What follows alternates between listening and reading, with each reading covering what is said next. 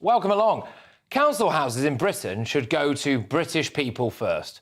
Brits should be at the top of the queue. Social housing should not be going to people who can't speak a word of English and who clearly haven't integrated. British taxpayers are right to feel like they're at the back of the queue, being asked to pay for everybody else who's gone before them. Step forward, Westminster Council, who released this video to tell people about changes to social housing. Just tell me what you noticed here. نقوم في بلدية ويستمنستر حالياً بتغيير طريقة عمل الإسكان الاجتماعي. আমরা আপনারা জানাতাম sir যে Westminster council আমরা housing register সিস্টেমরে বদলাইতাম আপনারা লাগি সহজ করবার লাগি Nous changeons la manière dont nous attribuons les logements sociaux à Westminster.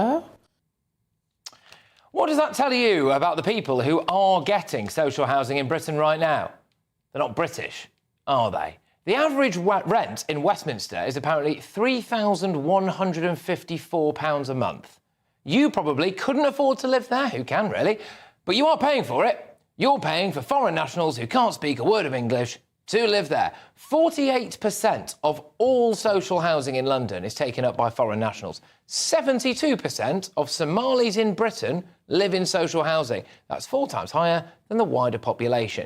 This has been going on for years. A Somali family on benefits were handed a £2 million luxury house in Islington back in 2017. At the time, it would have cost £6,000 a month to rent that. They got it with welfare for £1,000. Labour's Westminster Council actually deleted that video that I just showed you there. They say it's because it didn't convey their ideal message. I actually think it did. They care more about people who can't speak English than they do about hard-working taxpayers. And what about veterans? Veteran homelessness rose by 14% last year. Apparently, there are more than 2,000 homeless servicemen and women right now. We could house them overnight if we wanted to, but no. We should be prioritising people like this.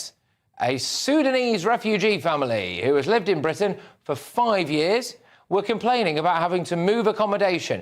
Do you know how they expressed their concern?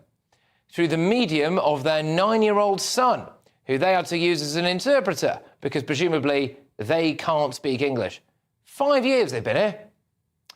Guess what? We're going to get a lot more of this, aren't we? Because Angela Rayner ditched plans to prioritise British nationals for social housing. Oh, and